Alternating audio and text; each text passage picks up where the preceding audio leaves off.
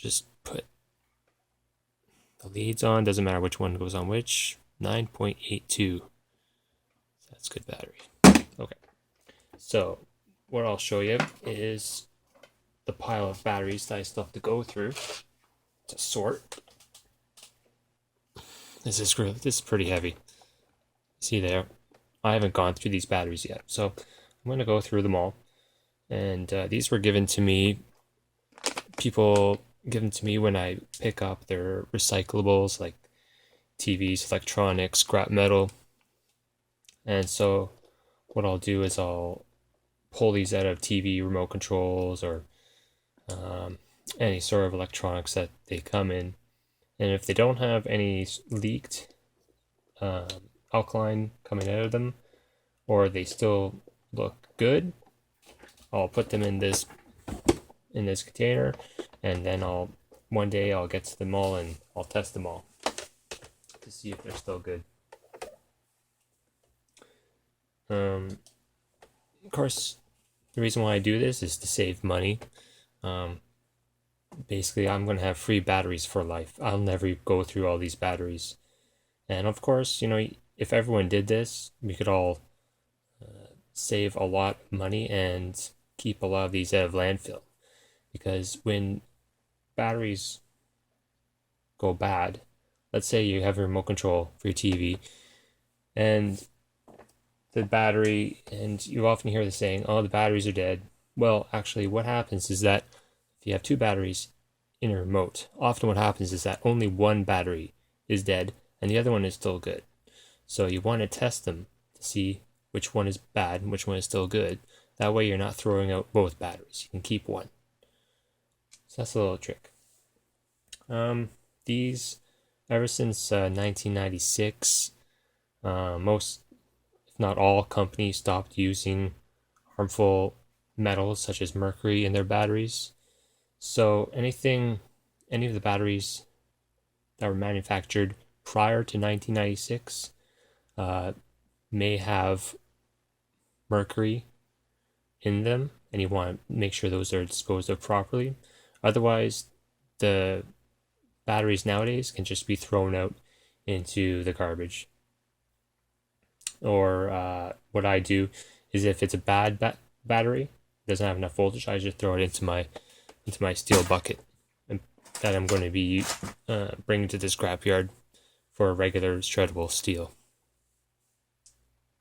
Okay, so that's about it. I'm going to go through all these batteries and I'll show you which ones are dead, which ones are still good, and how much time it took me to do so.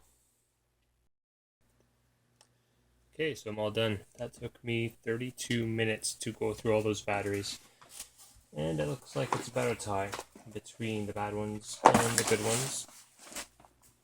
So normally, all of those ones would have just ended up in landfill. So I'm going to reuse those, repurpose those ones. These ones are going to go into my steel, shreddable steel bin. So yeah, these are all good. Now the ones that I didn't take, anytime that you have corrosion on the ends of the battery, those just go right into the garbage, because even if they do have, sometimes they will still have a charge, you don't want to put that into your device. It's going to damage your device because it's leaking from the inside. That's like a buildup of magnesium, I believe. That's garbage. These ones here, see, often the batteries will have an expiry date. This one here is March 2004. This battery still has a charge of 1.5 volts. So that's still a good battery, even though the expiry date is 2004, which was 11 years ago. So, yeah, go figure. Still test it. It might be short-lived, but still good. These ones, the 9-volt batteries, you want to make sure that if you're using them on something that is important, like a smoke detector, just go ahead and make sure that you put a brand new battery in there. These are 9 volts. I don't save anything that's below 8 volts. So if it's below 8-volt charge, I just throw it in the garbage. I found these ones here. These ones are rechargeable batteries. Now, whenever they're rechargeable, you can almost be certain that it's nickel metal hybrid. So these are to be recycled in a different way. Don't put them in your steel bin. Just put them into. There's many battery disposable sites that you can drop them off at. They don't have any scrap value, so if you bring them to the scrapyard probably won't take them. But I still collect them, and I just recycle them all at once in a big pile.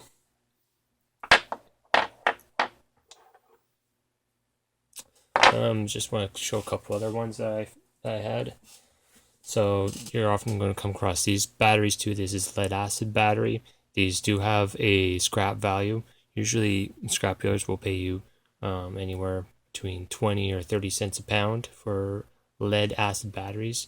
You can tell it's lead acid batteries because it will say it right on the label, and also that they're very heavy. If you're uncertain, you always look for this symbol, and it will often say what kind of battery it is. So this one says lead. Again, here's another one. This one's from a laptop. This is the lithium ion battery. Again, we're going to try and find that symbol. Can't quite see it on this one, but it says it often in other places, like right there, lithium ion battery, lithium ion. So these do have a scrap value. Save them and bring them to your scrapyard. You can get paid just like your lead acid batteries. Again, this is the nickel battery. These are just the same as these ones. The nickel, I forget the name of them. But anyways, these same thing. You can't get any money for them, but they can be recycled and just for their nickel value.